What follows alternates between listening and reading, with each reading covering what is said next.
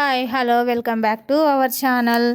ఈరోజు సీరియల్ తర్వాయి భాగంలో ఏం జరిగిందో తెలుసుకుందాం. శౌర్య ట్రీట్మెంట్ కోసం తాను సాయం చేస్తానని దీపతో అంటుంది జ్యోత్స్న. ₹1,00,00,000 చెక్ ఇస్తుంది. కార్తీక్తో దీపకు ఏ సంబంధం లేదని పేపర్స్ సిద్ధం చేసుకొని వస్తుంది. డబ్బు కావాలంటే ఈ పేపర్స్ పై సంతకం పెట్టమని దీపకు కండిషన్ పెడుతుంది. ఈ డబ్బు తీసుకొని నీ కూతుర్ని బతికించుకోమని, ఆ తర్వాత కార్తీక్ను తనకు వదిలిపెట్టి ఇక్కడి నుంచి వెళ్ళిపోమ్మని అంటుంది. ఎక్కడికైనా వెళ్ళి టిఫిన్ సెంటర్ పెట్టుకొని నీ కూతుర్ని చదివించుకో అని జ్యోత్స్న దీపతోటి అంటుంది. తర్వాత కార్తీక్ను తనకు వదిలేయడానికి ఇంకా ఇవి సరిపోకపోతే ఇంకా ₹1,00,00,000 ఇస్తానని దీపతో చెబుతుంది జ్యోత్స్న. డబ్బులు వద్దంటే పోయేది నీ అవకాశమే కాదు, నీ కూతురు ప్రాణాలు కూడా అంటూ దీపను ఎమోషనల్గా బ్లాక్మెయిల్ చేస్తుంది జ్యోత్స్న. ఏ కూతురు కోసమైతే నువ్వు ఇన్ని బాధలు పడ్డావో ఆ కూతురే ఇప్పుడు చావు బ్రతుకుల్లో ఉంది. తల్లిగా నువ్వు కాపాడుకోవాలంటే నేను చెప్పినట్టు పేపర్పై సంతకం పెట్టమని చెప్తుంది.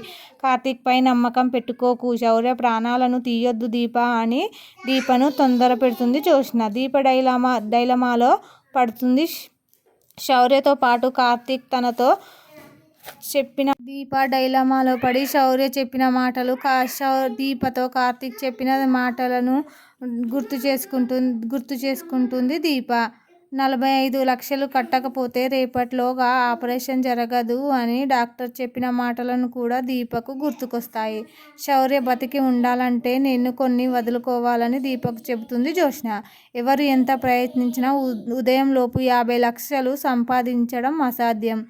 ఇప్పుడు నీ పాలిట నేనే దేవతగా నీ కూతురికి ప్రాణాలను కాపాడవచ్చానని అంటుంది జ్యోత్స్న. దీప కన్నీళ్లు పెట్టుకుంటూ జ్యోత్స్న మాటలకు దీప కన్నీళ్లు పెట్టుకుంటుంది. సంతకం పెట్టాలా వద్దా అని ఆలోచిస్తుంది. అక్కడికి వచ్చిన కార్తీక్ దూరం నుంచి దీప సంతకం పెడుతుందా లేదా అని చూస్తుంటాడు. కూతురు కోసం దీప భర్తను వదిలేస్తుందని తనకు తెలుసునని మనసులో అనుకుంటుంది జ్యోత్స్న. ఫెయిల్ అవుతుందని దీప సంతకం పెట్టకుండా దీప పేపర్ను చింపి ముక్కలు చేస్తుందని కార్తీక్ను నీకు